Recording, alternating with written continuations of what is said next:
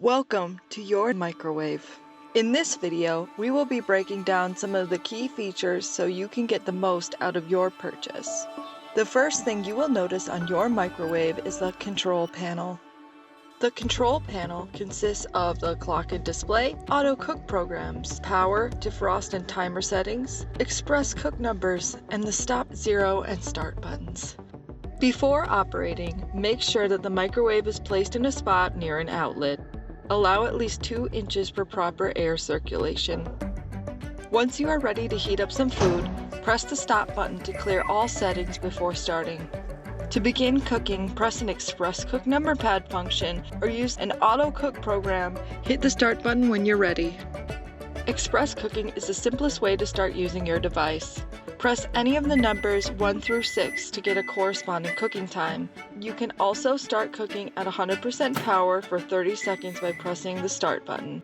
Increase time by 30 seconds by pressing the start button again. A 2-step opening process is automatically enabled on your microwave. When a dish is done cooking in the microwave, press stop to unlock the oven door, then proceed with opening the door.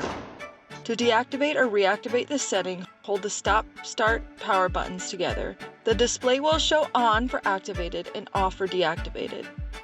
The child lock is a stress-free option to eliminate accidental tampering. Press and hold stop for 3 seconds until you hear a long beep.